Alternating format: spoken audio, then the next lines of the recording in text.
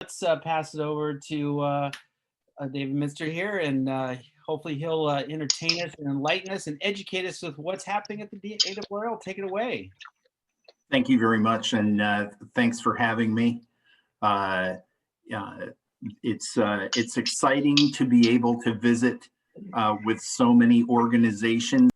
The Huntsville Hamfest, actually coming up the third week of August, is really going to be the first opportunity for us at headquarters to get out and spend time with members face to face. Connecticut, sort of the bad news was the good news for us. The bad news is that Metro New York became very early on one of the major hot spots in the US, because a lot of the COVID was coming in through JFK and quickly spreading through the New York metro area. As a result, Connecticut was very, very aggressive when the vaccine became available. So most of what we would expect normal life to look like has actually returned to Connecticut. You see very few people walking around with masks. Almost everyone's been vaccinated. And actually, very soon you're going to hear news about us reopening headquarters and reopening W1AW.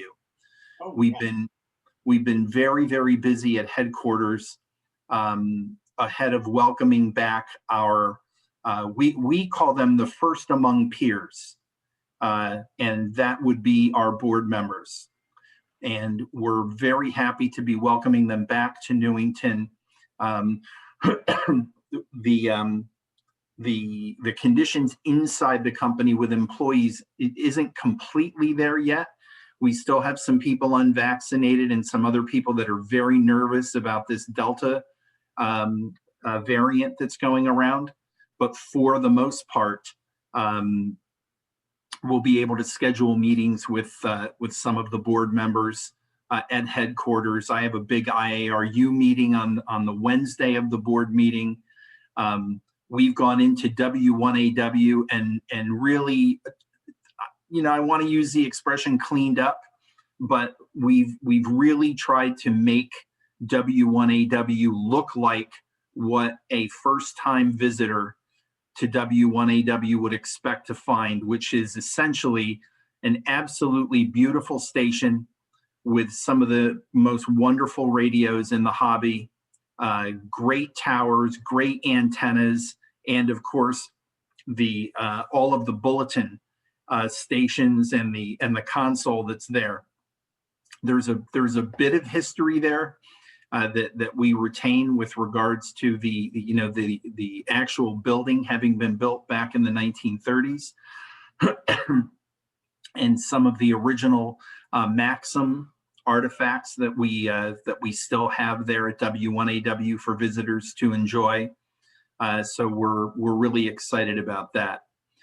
You know, doing these meetings is very difficult for me because I could probably sit here for 4 or 5 hours and talk about all of the exciting stuff going on at ARRL. And I said to Kristen today, so this Palo Alto group, you know these guys, I think you were president at one point, like, you know, what should I expect? And she says, well, it's a tough crew actually, because it's sort of a general interest club. These guys are interested in everything. So good luck with that. I said, all right, great. So anyway, I thought I'd pick off a few things to talk about tonight. And I'd be very happy to answer some of your questions. I guess the big recent news at ARRL is I have restructured the operations group.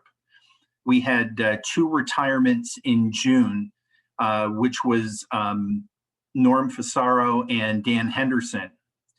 And so what I've done is restructured the group to try to bring a new focus to field service, including supporting section managers and also being able to support affiliated clubs.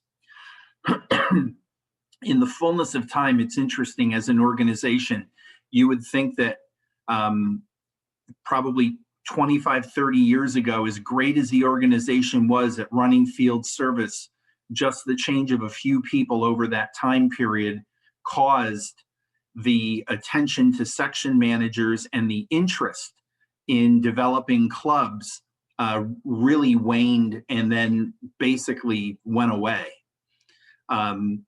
You know, I was very fortunate early in my ham career to have a wonderful section manager who was so mentoring. He was like Santa Claus. You know, you just couldn't believe how many houses this guy could get to in 24 hours to get with everybody. And he really created a wonderful culture and a really developmental environment. And actually, I got my novice license through him.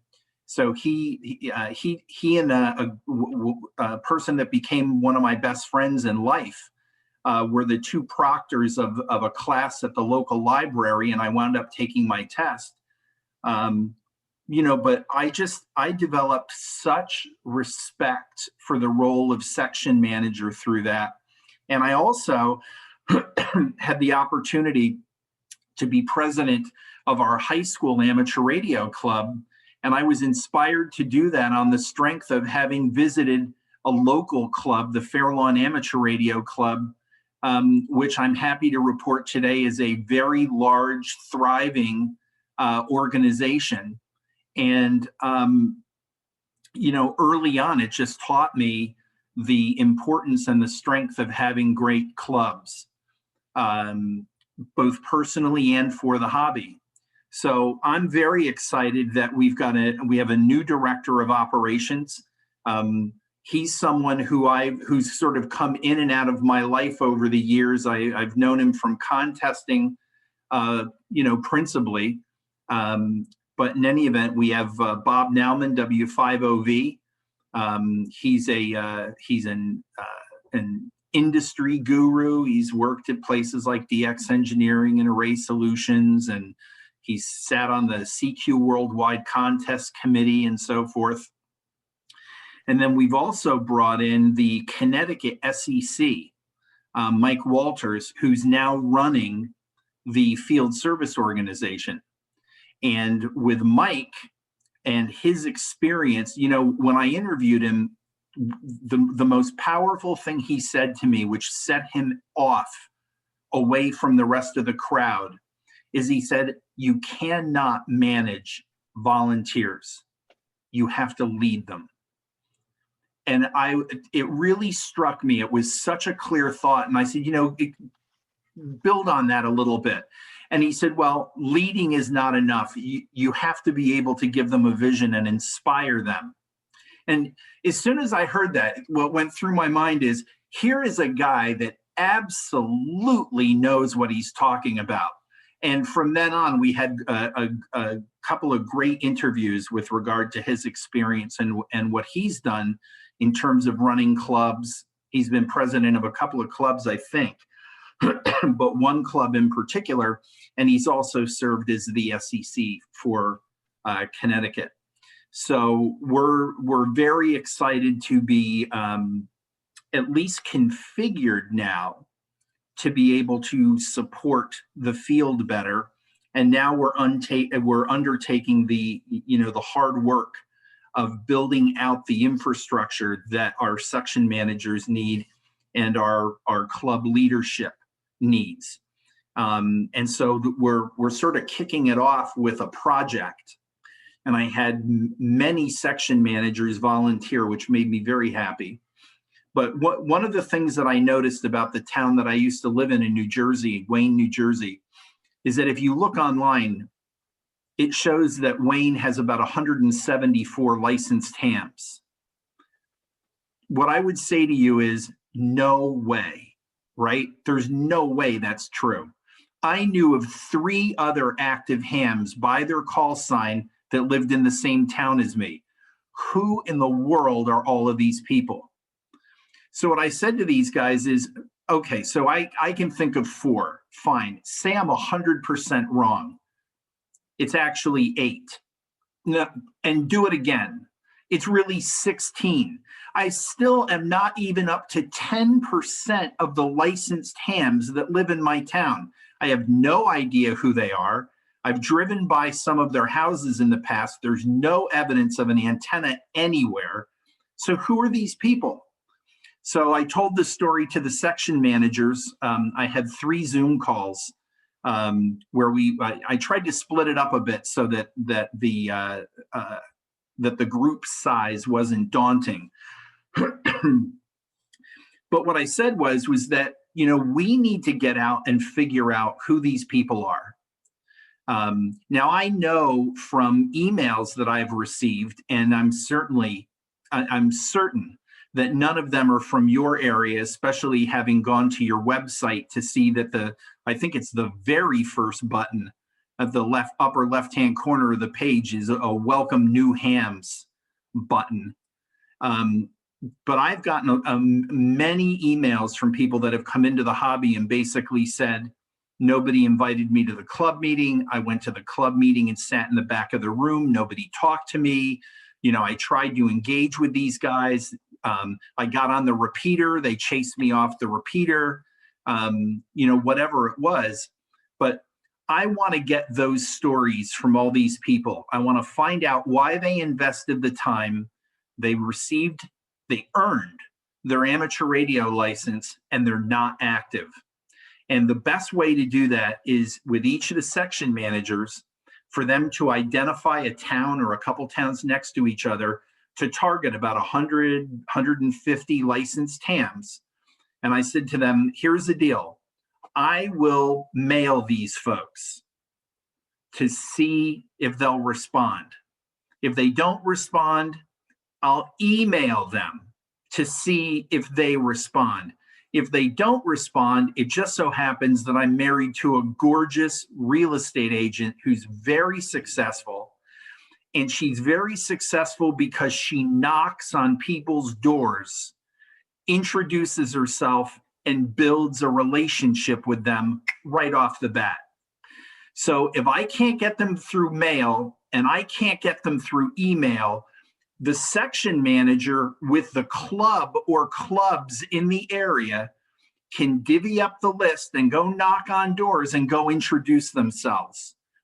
Find out, they may not even know there's a local club. They may not have ever heard of ARRL. I have absolutely no idea. So in doing this census project, what I'm looking to do is build stronger camaraderie between the SMs and a club or a couple of clubs, set out a relatively simple project, be successful at it, and actually learn something from it that we can apply. You know, one of the things that I've heard a lot since becoming CEO goes a little something like this. The ARRL is a failure.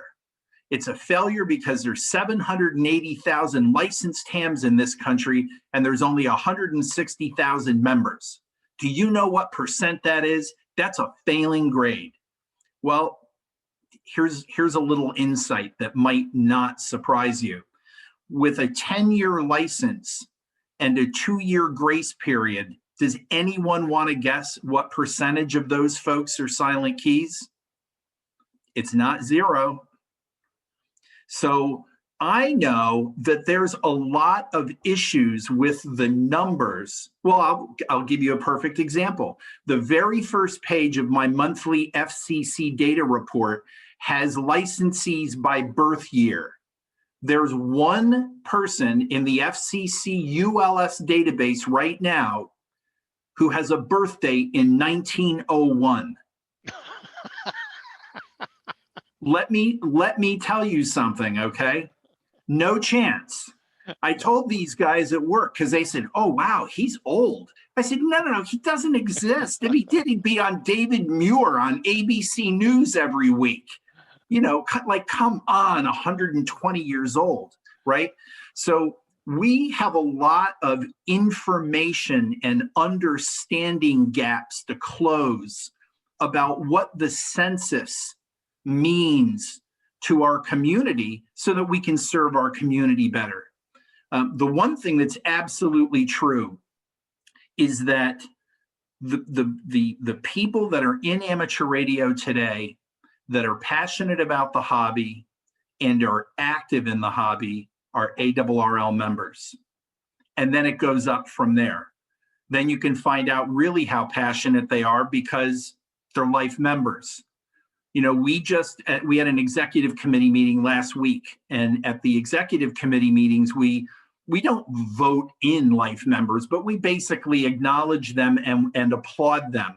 We had an 89-year-old gentleman become a life member. Okay. And life membership is not inexpensive, but here's someone that is so passionate about being an ARRL, he had to have that status attached to him and attached to his membership. So in any event, by recognizing that ARRL members are passionate about the hobby and they're active, gives you a clue about what the gap is between the real number of licensed hams in this country and what our membership numbers are. So at another talk I gave, somebody challenged me and said, well, okay, so what's the number? Like, if you could get all of these folks to engage with you and become ARRL members, what do you think that number is? And I said, you know, my guess is it's probably in the low 200s, you know, 205, 210, something like that. But there are many people that get their amateur radio licenses and they really have no intention of ever becoming active. It could be a brother or sister of someone who's in the hobby. It could be a spouse. It could be somebody who's in an overland group and the guys are now talking on Baofengs and got call signs. So this person needs a call sign. In fact, if you want to fact check that, there's a guy who has a YouTube channel, and I haven't watched his videos, but they don't get a whole lot of views. But he's got one video that as of last week had 88,000 views.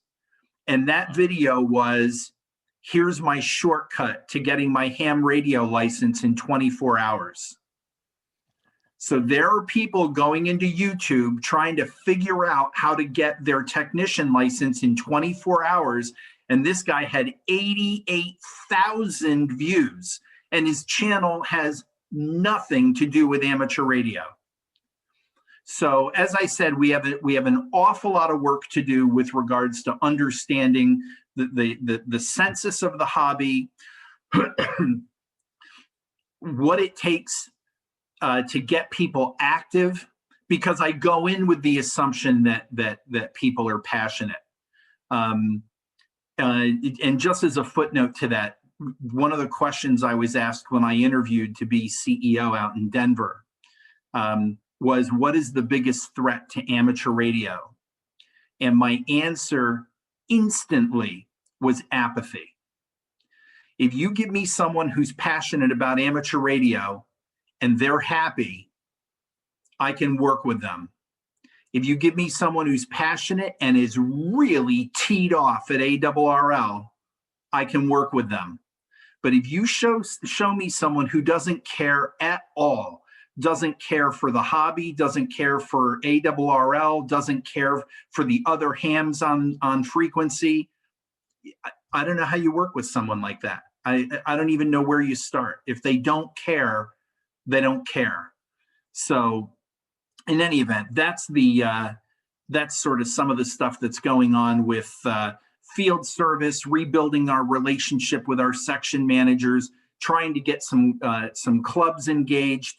And then I probably shouldn't announce that. But anyway, let me just say that I'm working on a creative way to get funding to clubs to be able to take on, I'll call them projects that give them reach. So you've got a small club that in order to build their group or to build their chops, they've got some ideas about projects, we can figure out a way to fund them. If you've got a medium-sized group that maybe wants to add a couple of special interest groups and needs funding to do that, to grow, we can do that. If we've got a large group that wants to put a satellite into space, we're happy to watch. I don't know if we can afford a satellite, but anyway, so we're looking at creative ideas to do that. So that's sort of the latest thing that's going on. I guess the other thing that I would share with you this evening, and maybe we can take some questions after that. But when I was interviewing for CEO, I didn't know that I was actually running for CEO. And I never thought about it in that context, but it became pretty clear to me within minutes of sitting in the first big room full of directors, that, this was really more about capturing votes. I needed to be able to impress every individual person. This wasn't going to be some kind of I think he'd do a good job. This was going to be a yay or a nay. So what went through my head was, what is a director going to want to hear? And so the message that I gave them in Denver was, if I'm hired, the thing that I think ARRL needs the most is a digital transformation. We've been an organization for over 100 years. We've published magazines. And when you go into the organization, it very much feels like an organization that's on a publishing calendar. And I won't say time goes by slowly, because I can assure you all the trouble I get into to get my monthly column written, time does not move slowly, but people kind of move slowly, and they kind of feel like, we've got this calendar that we can sort of fit into. So when I came into ARRL, the thing that I've really tried to do is to turn up the energy level to 10, get people really excited about being there. The expression that I use is, when I get to work every morning, I kick the door down to get to my desk, because I'm that excited. I want everyone in the building to be that excited about ARRL, about its members, and about the hobby.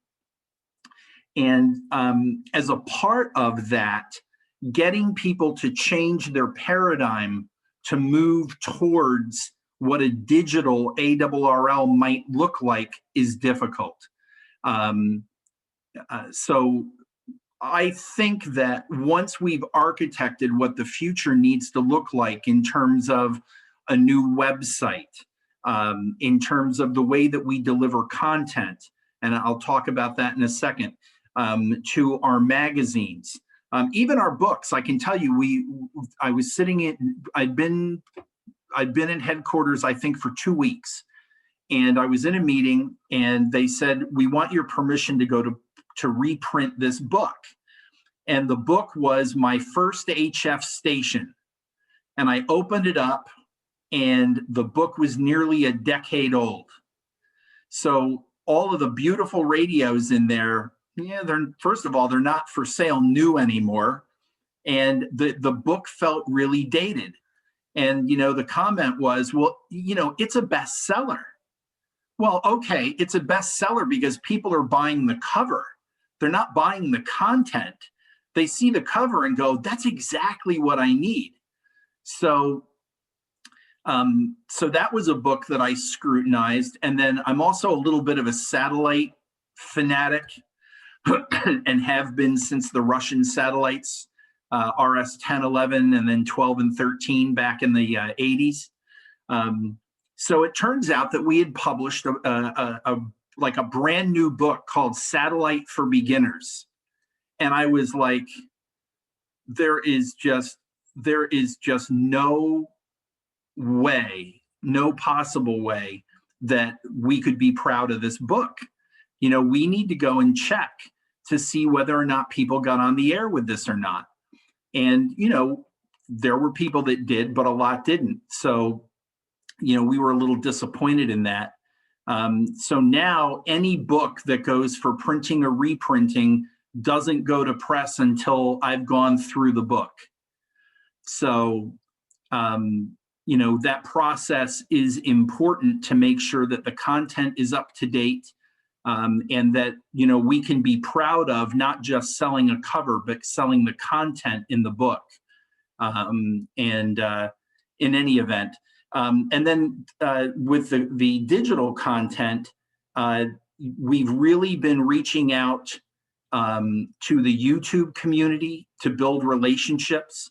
I saw somebody posted a call sign here a minute ago, which was actually a very disappointing and personally hurtful experience for me with regards to YouTube. But besides that, every other person that we have worked with on YouTube has been absolutely fantastic. And I've tried to get the team at headquarters to adopt the notion that, just like the way that we engage with independent authors, the guys that are running and gals that are running these YouTube channels really represent sort of a modernistic way of mentoring. And, you know, we need to be able to tap into that. We need to be able to learn from them. And what you're going to see a lot more of is we're moving content in front of the paywall onto our YouTube channel. We're doing a lot of presentations in our learning network. And this month, you'll hear about the launch of our learning center, where you'll be able to go in and take different tracks of education and ultimately get certification in various things. So to me, it's very exciting to see the group adopt this. We hired as a part-time contractor a guy named Steve Goodgame, K5ATA. He's a school teacher down in Louisiana. He calls his students Padawans. And every single student that passes their test gets an HT. And I'll talk about Dave Castler in a second here. You beat me to it. And Steve has been absolutely fabulous at working with us on our video presentations. And he's actually, if you go and look at his channel, he's driving from Louisiana up to Connecticut, and is going to be Sunday through Thursday working in our Teachers Institute. So we're going to be doing work this week virtually with a number of teachers.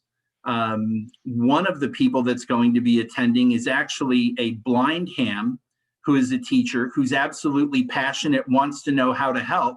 So what we said was, listen, just come to the sessions, and afterwards you educate us on how we can make this more inclusive for blind and vision impaired teachers, so that we can help them, you know, grow their students. Another YouTuber, Dave Castler, KE0OG, is a guy who I just think the world of. He's just got the smoothest delivery of just about anybody. And unfortunately, we lost Joel Hallis, who needed to retire from doing the Doctor Is In column. And so what we've done is we've replaced that with Ask Dave. And so Dave is going to have a column in QST. He's going to do a monthly video for us. He's going to do personal appearances at some of the big conventions like Dayton. And he's going to continue doing his YouTube stuff, because this guy generates question flows like nobody's business. So he's really a fantastic asset to ARRL publications and to our members. So so that's some more of the digital transformation. But like I said, I mean, I could go off on tangents all night long. I see it's already 20 to 11. Well, 20 to 11 here. So let me hang in here for another 15 or 20 minutes or so and try to answer some questions.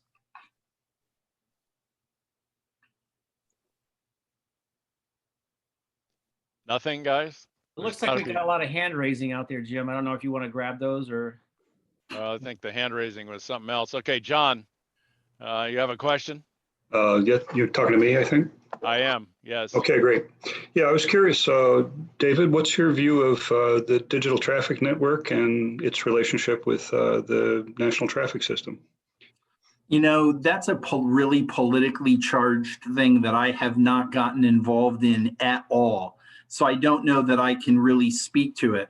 What I would say to you is that one of the things that we're very interested in progressing with the FCC, and I don't know if you saw President Roderick's comments about his feelings about the FCC moving forward on some of the things we're looking for them to move on, you know, but we're absolutely interested in getting the FCC to move up the symbol rate on digital. I'm a big personal believer in ARRL. With regards to MCOM, you know, I know, look, we go through a period every few years where we're dealing with something that's going to be the death of ham radio.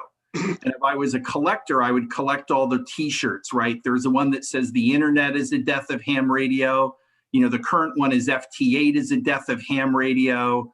But, you know, putting those aside, I think that there's a place for Starlink with regards to MCOM and the ability to build a metropolitan area network using ARRL in a disaster scene.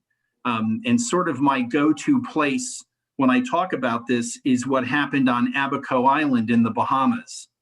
I mean, Abaco Island, probably 80% of the island was wiped from the face of the earth. You know, to this day, they don't know how many Haitian immigrants were killed during that hurricane.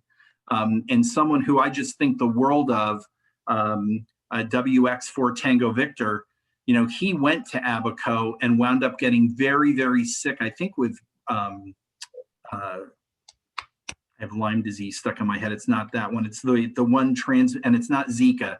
It's the one transmitted by mosquitoes. He got very, very sick.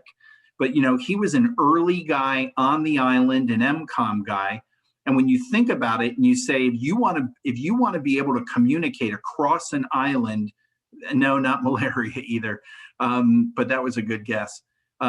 If you want to communicate across an island, right, and you set up an HF WinLink connection and then set up this ARRL network, you know, the bottleneck becomes that HF piece. If you've got a Starlink connection with a high-speed internet uplink, and you've now set up this ARRL network across the entire island, it opens all kinds of doors for information sharing in terms of, you know, health and welfare messages, messages to, no, it's not encephalitis. Sweetheart, what's the thing that, what is it? Not Zika. What's the other one? No, she guessed malaria too. What? That's it, West Nile virus. So he got sick with West Nile. But in any event, I'm kind of carrying on here. But you know, the thing is that fundamentally, you know, we feel very strongly about digital. We feel very strongly about I'll call it the relay in our name. So the ability to transfer traffic. The thing that I will say to you is, and this goes across the entire spectrum, I don't think there's much value in people holding on to ideas that are 50 years old. So where I see people digging in on something, the very first thing, and this is even true at headquarters, the message when I got there was, we are creating a culture of yes. I want everybody to start with yes. Now we may wind up at no, but if we say no off the bat, we've closed the door to innovation, we've closed the door to collaboration, and we've closed the door to learning, right? So when we talk about the national traffic system, you know, digital modes and some of the other political things associated with that, what I would just say personally is, anyone that's dug in on old ideas, it would be really helpful if they just opened their mind a little bit and let some new ideas percolate. So I hope that answers your question. Yeah, thanks very much, David. Thanks, John. Anyone else? Yeah, I've got a question. Okay, Daniel. Yeah, David, this is Daniel, K6DLC. I totally agree with you on getting the enthusiasm in the organization. For a while, for 5 years, I was the chairperson for the California American Legion Amateur Radio Service. We take, this whole state. It was amazing how many people who have gotten their license through the American Legion Post, but like there was no direction. Okay, once you got your license, what do you do with it now? There was a lot of that, and I tried to find publication to address that. And I couldn't. The only thing that came close, unfortunately, a lot of people don't read it. The JRRL magazine, the CQ magazine. There is a lot of good articles that discusses that. Too bad we can't have some of those writers or convert those from Japanese to English and use their ideas. But they got a lot of hams there, young people mainly. I'm looking at the magazine, so it's just that like I say, once a person gets their license, what do you do with it? And then for folks like me who've been a ham for 50 some odd years, we had to learn to the ropes, and we had a couple of Elmers here and there, which was very grateful. But pretty much, okay, people don't want to listen to the old guy on how to do X, Y, or Z. And that's what's going on here. I just wanted to voice my opinion on that. And thank you for listening. Sure, no problem. Well, you bring up some good points. One of the things that ARRL did was to launch On the Air magazine. And On the Air magazine is targeted at I'll just say the entry-level ham. It doesn't mean the new ham. We actually have people that have been licensed for hams 30, 40 years that find the content in On the Air being just right for them. I mentioned before that my wife's a real estate agent. She introduced me to one of the hams in Wayne, who I knew his call sign, but I never met him. And it was right around the time that it was announced that I was going to be moving up to Connecticut. And he invited me over to his home, and we went down to his basement to look. And I'd say that Raj is probably in his mid to late 80s. And he was so excited to show me the fact that he had gotten FT8 working and, has a relatively modern rig. He told me he had two G5 RVs up in the trees at 90 degrees to each other. I didn't have the heart to tell him what the pattern on that antenna looks like as you go up in frequency. But okay, he's got his north, south, and east, west antennas, which were great. But, he's a guy who went after FT8, started with the very, very basics, very simple. He wasn't looking to learn the calculus behind why it works. He just wanted to be able to get on and make contacts.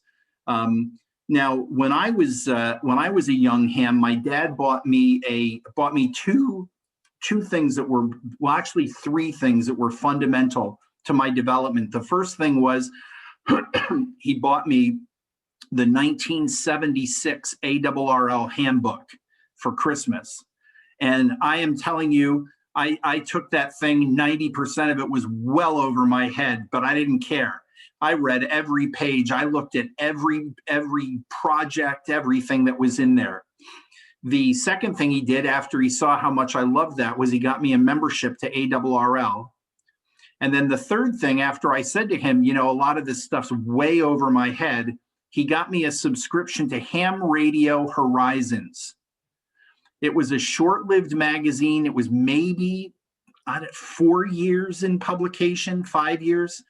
That magazine was so wonderful, and it helped create an absolute love affair between me and CW, because I used to read the column from W9 KNI, who would talk about, in really simple terms, going down to the kitchen on a cold morning, making himself a hot cup of coffee, going into the shack, warming up the radios, listening on 20 meter CW. There's his friend Yuri coming over the North Pole with the flutter on the signal. And I'm reading this story, and I was a teenager. I was getting goosebumps about that's what I want to do, right? And so we've talked about the fact that although we've moved our content into a way that's sort of segregated better for that entry level thinker in different areas of amateur radio, we're still not where we need to be in telling great stories. So one of the things that I want us to be able to do for those beginning hams is be able to tell great stories that have great context and linkage to how they can do those kinds of things, enjoy those kind of moments in the hobby. And, we just, all I'll say is we have a ways to go there. But that was great feedback, Dan. Thank you for that. So I have a question regarding Logbook of the World, and it's a good thing and it's not a good thing. It depends upon which day of the Not week a we're good talking about. thing.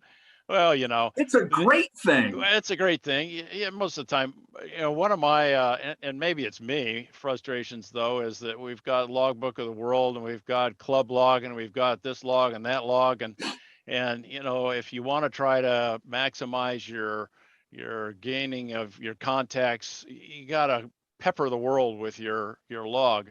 Is there anything being done to address that, or what improvements might happen on Logbook of the World? You seem pretty content with it the way it is, I suppose, but Oh, I'm not content okay. with it at all. But so let me say that there's good news and there's bad news. Always. So I'll give you the bad news first. The bad news is that LOTW started its life as a skunkworks project. And not in my words, but in the words of some other people that are close to LOTW outside of headquarters, LOTW was not well cared for during its first 10 years of life. And there were some efforts to add some awards, after that period of time. But to be blunt, it's very badly written. The architecture looks like a single user application. And as you add awards to LOTW, because it's a single user, single threaded design, when you want to talk about something slowing down to the point of being functionally useless, that's basically what we're looking at. Do I want more awards? Yes. Do I think that it works very well today? Yes, I do.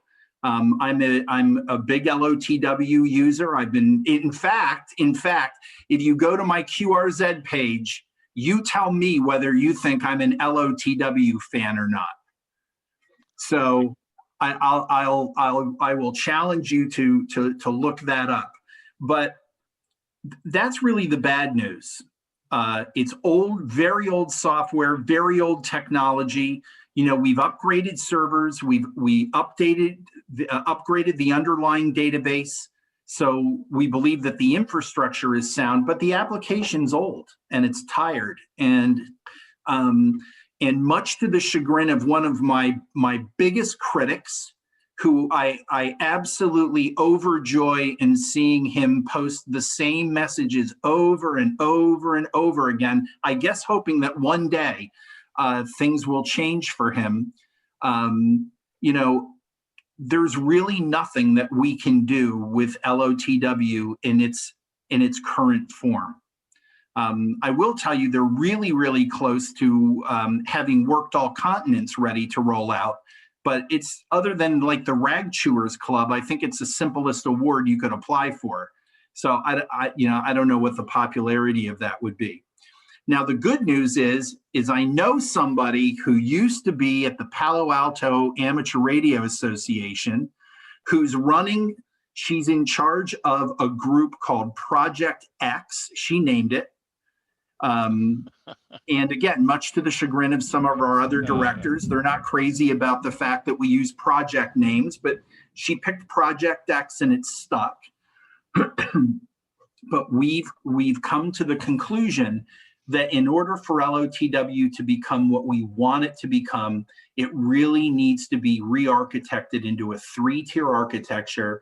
It needs to have a modern database, it needs to have a rules engine, and it needs to have multiple front ends. If you look at the way that QRZ and Club Log work today, you upload a log and it takes its sweet apple time to process it. So, you know, there's no reason why in LOTW at the end of a contest, you know, I go down to Bonaire and contest from PJ4G.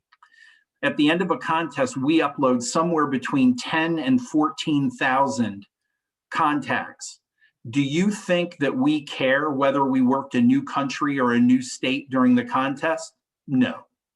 Does LOTW need to look up to see if we worked a new country or a new state? No, it doesn't.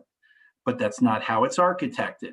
So we need to be able to get to a place where when logs are uploaded, they're essentially confirmed as having been properly uploaded, and then they'll get processed at a later time.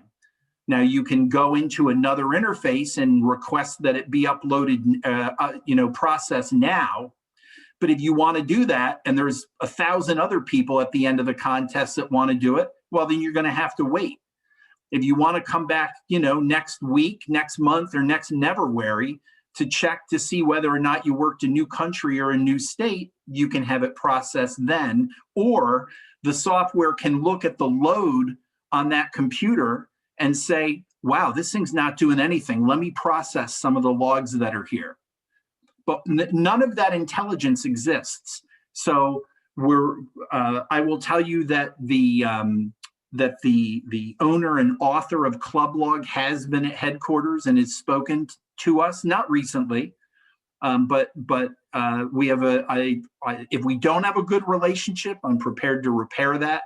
I'm a big fan of what QRZ has done. I love the fact that you can get their awards and have a badge on your QRZ page. So again, if you go look at my QRZ page, you'll see I got a bunch of badges, which I just think is fun. It just adds some fun to the hobby. But LOTW is going to be a big project. It's something that we are 100% committed to. Project X is not smoke and mirrors. We are not sitting back on our laurels and drinking pina coladas, watching time go by. It's going to be very big. It's going to be very expensive. And we need a lot of answers to some important questions before we can move forward with that. So this sounds like a rather long-term goal. It's not a quick fix, no. Okay. Software design, a real good spec and functional specs to meet those requirements do take time. So I have a question, Jim, or actually a couple. Go ahead. Actually, one comment is you mentioned reaching out to hams, and actually this organization, PARA, has actually implemented in the past a process to try to reach out to new hams. And what we do is we actually go and mine basically the W7MD website to find new hams in this area. And then we send them a postcard to invite them to PARA and put a QRQ code on the card, and they could it would point them to the website. But we didn't really have a real huge intake on that. Maybe got one or two. I don't remember how many, Jim, that out of the hundreds. A couple. Yeah, just a couple, right? And it does cost money to send those out, right? But we're trying to do something a little bit different this time, and Rob's heading that up to have a way for new hams to not only learn about what they're doing, but also a kind of an adventure. So we're working that through.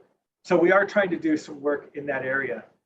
The second area is unrelated to what I just said. Is the website really needs help. And one of the things I actually have been working with Paul Facialo, who is in the lab. Great guy. Super good guy. Yep. And he's helping me, or has helped me, with the power line noise that we're having here. I wanted to go out and find his webinar, his learning session, right? It took me forever to find it. And that, you know, if you can, I mean, there's no reason why that can't be on YouTube. It's very well done, but you got to find it.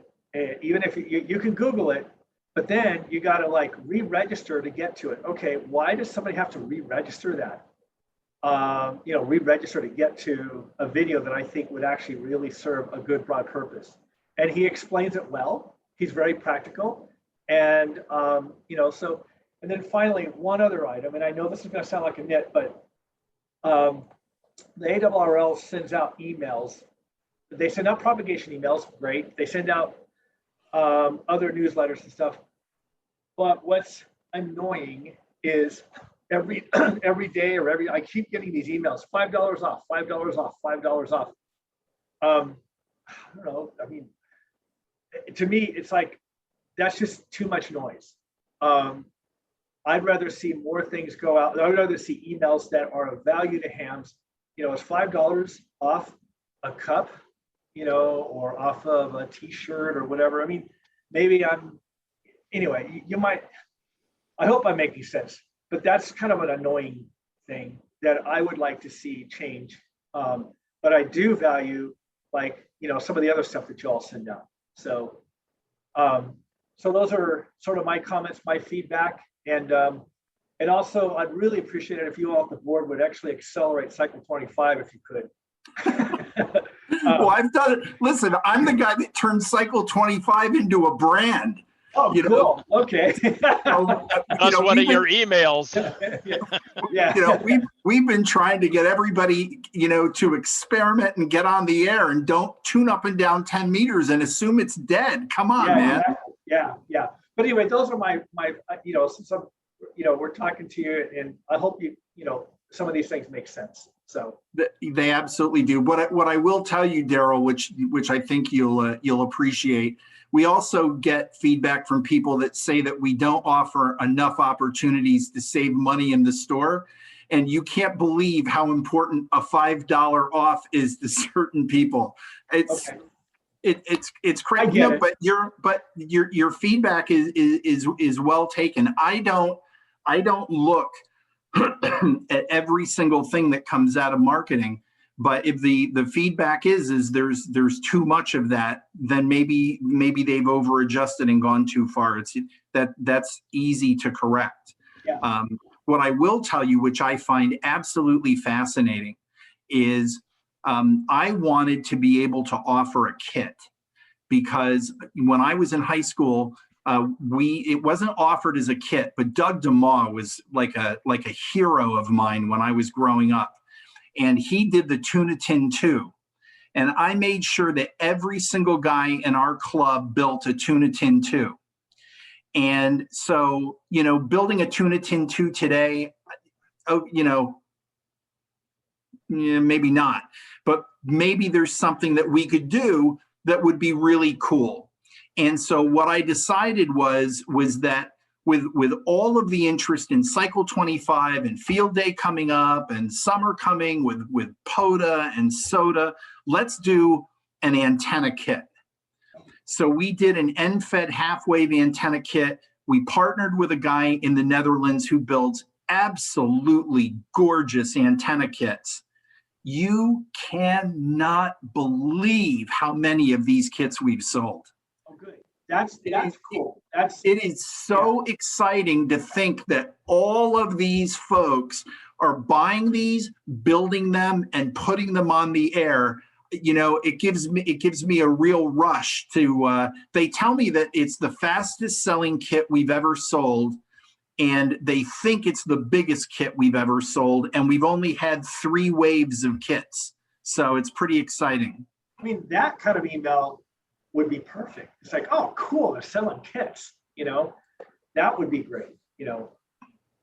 Anyway, Jim, I got one more question. Yeah, Dan, hold on one second. I want to ask you, all of you, a question, and either give me a thumbs. Actually, you know what? Just give me a thumbs up if you think this is a good idea. what would you say if ARRL, Daniel's got his thumb up already. What would you say if ARRL offered a limited edition handbook that had a lot of special features to it, but it cost $150? Would you want it for your shack? Would you say, I absolutely need that? Or would you say there's no way I'm spending $150 on an accessory for my shack? Probably depends upon what the special features are, which is a little bit hard for you to answer at this point in time, but 150 bucks is a lot of bucks. However, a radio, by comparison, is a way more expensive item. Right. Well, think about, and I'm not saying that we've even developed this as an idea, but say it was like the handbook with additional new content, and the actual book or the box is made of some kind of, it could be titanium or some kind of really cool material, that maybe there's a sleeve in there with SD cards that have things for the Raspberry Pi, like Node-RED, and all of the packages that you need to run in your state, just like a whole collection of content from digital to print in one place in a really cool collecting form. What do you think? Like Jim says, it depends on the content. So, but it's right. So not a whole lot of excitement for that idea. There's a lot of Raspberry Pi people. But like you said, if you're providing, like the GPL packages and all that stuff, that might be pretty cool. Things like, how do I build an antenna analyzer? And if I had the packages to do that, and then I could put it together, that might be, one option, right? There's books out there that tell you what parts you need. And if you provided some of those, that might be an interesting thing. That's kind of a kit thing, right? So just a thought. And so if that book came with accompanying kits that you could consider snapping on to what's sitting on your bookshelf, do you think that adds interest to it? Yeah, I have no space for dead trees. I'm running out of space for that stuff anyway. So I prefer digital content, and then it might as well be piecemeal, pay for every piece you want. And, I'm happy to buy kits, wires, transistors, tubes. Those are cool things, but I don't need more paper in my house. I'm sorry. Just me. And the one thing about an electronic copy is it's far more searchable than a paper copy, to try to find what you're looking for and links within the document itself. So, make it a gold CD or something. Now you've got $150 hoo-ha. Yeah. Land is very expensive around here. So a lot of us don't have huge living spaces. And so we can't have infinite quantities of books and magazines. Yeah, no, for sure. Okay, I appreciate the feedback. Yeah. Hey, Dave, I got, you go back to the DX, the sunspot cycle report and everything. I don't even read the ARRL version of what's going on with the sunspot cycle. I've been listening to more and more of Dr. T, a space weather woman. Sure. She is so good. I mean, some of the stuff I didn't know existed, but she's able to translate that to a layman's. Oh, that's what the sun's doing. That's what the solar flare is doing. That's, she does a fantastic job. Too bad you could not hire her to do that, because what's that, the other YouTube, Ham Nation, whatever it is, they got her on that. And I think there's more people listening to her on what the solar cycle for that week is going to be. I mean, she has been wrong, and she admits it. She's not perfect, but she is so entertaining and she is so knowledgeable. I get my report from her. If I want to work Europe, I listen to her. Oh, this is not a good week to Europe. If I want to work New England, oh, this is a great day to work in New England, for example. She does it so great. Where the ARRL and the JRL solar report. Compared to her, they might as well not be in the publication. That's my personal opinion. Just opinion. Well, Dan, we absolutely love Tamitha. She does a great job. And, you know, at ARRL, well, I'll speak for myself. I'm not trying to compete with these guys. You know, I want them to have a platform and a conduit to get their content out. So I'm very happy that she's on YouTube. I'm very happy that some of the YouTubers have had her on to interview.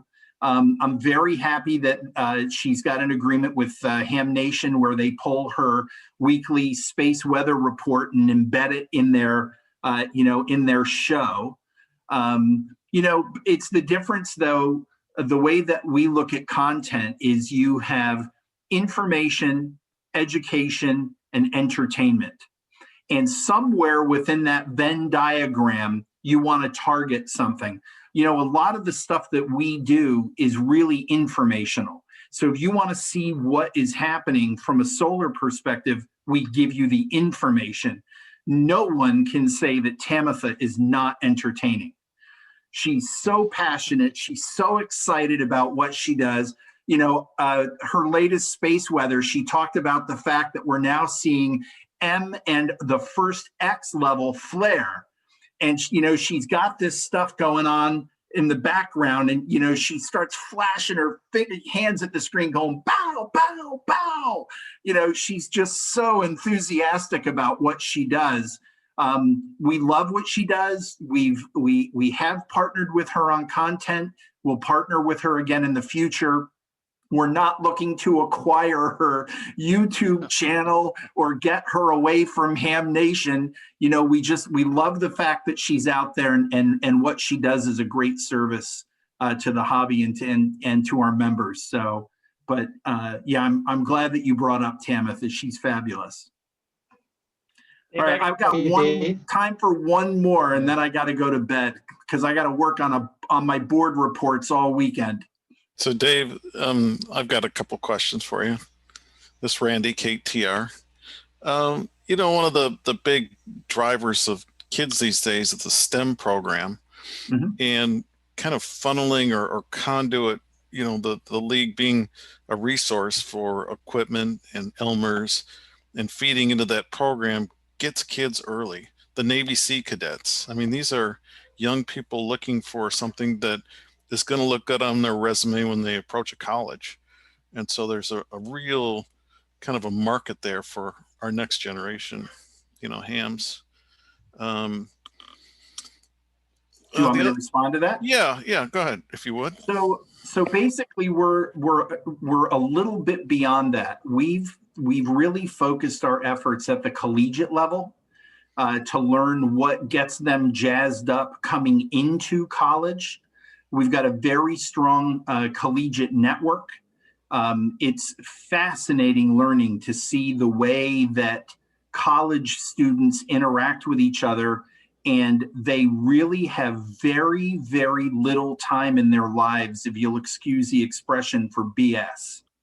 And they don't sit around and rag chew. Like, they want a project. They want to assign who's going to work on it. What are we going to do with this thing? How are we going to roll it out? How did you guys do it? This is how we did it. You know, they share a lot of experiences with each other. And it's a really very high-powered, energetic group. Bob Inderbitson, who works with the collegiate network, I will tell you that every morning, the mornings after the evening Zoom call with the college students, he comes in and is glowing. You know, he just loves the passion and loves the energy. What we're trying to do is we want to encourage growth at the college level and then explore the notion of going backwards into STEM. And, you know, we're a big supporter of ARRL. We represent a very large portion of their funding. So we're enthusiastic believers in what an ARRL demonstration does at a middle school level or even a high school level to get people really excited about the possibility of what they could do with amateur radio.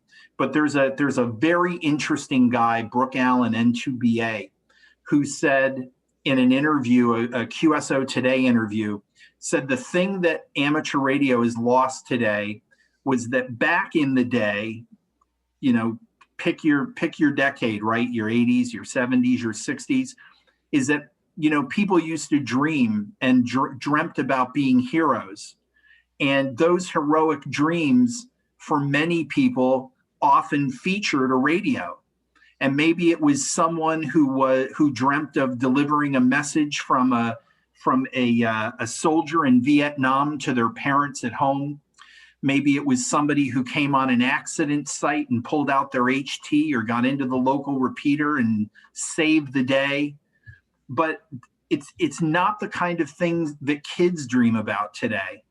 And so his notion, his idea is that unless and until we understand the dreams of our children and the things that really motivate them and get them excited, we're never going to be able to get them excited about the hobby. So that's why our focus now is on at the college level to try to understand them really, really well, and then look to move sort of down the age scale so that when we get there, we're relevant. We're not just a bunch of guys going, hey, ham radio is cool. You want to check it out? Or, you know, whatever, you know, the sales pitch is. So Randy, you had one more? Yes. As you know, I think last month, FT8 accounted for the majority of contacts, I think, according to Logbook of the World. And, you know, I challenge you to try and find an open spot on 14074 and maybe what the league is going to do to create more of these FT4, FT8 channels. Because, and like during a contest, I mean, forget it. It's just completely solid. Right. Well, the short answer is we certainly don't own the band planning there. And actually, the decision for the frequencies that were picked for FT8 and subsequently FT4 and somewhere in the middle there, the fact that DX windows were picked like on 6 meters, the DX window up above the standard window, the development of Fox and Hound mode for DXpeditions. You know, the innovation in FT8, the innovation of digital is being driven by the developers and the users. So I would expect that there are innovative ways to solve that. But yeah, at some point, there's probably going to have to be some kind of discussion about, you know, once cycle 25 really starts to heat up and you go on, say, 10 meters and find that, you know, 100 KC or something is taken up with nothing but FT8 windows, and you're just jumping around FT8 windows, following spots on DX Watch or something, you know, trying to work new states or new countries. You know, I can see that. I can certainly see that happening. You know, I think the bigger issue that we have is that we've gotten a lot of feedback, both positive and negative, but a lot of feedback, which tells you that something is ready to explode with regards to the role that FT8 plays in contests. The VHF contest, you know, you go and you look online and you see that the FT8 guys on the East Coast are working Europe, and then you go into the CW portion of the band and the only thing you hear are beacons. You know, no one's coming back to you calling CQ.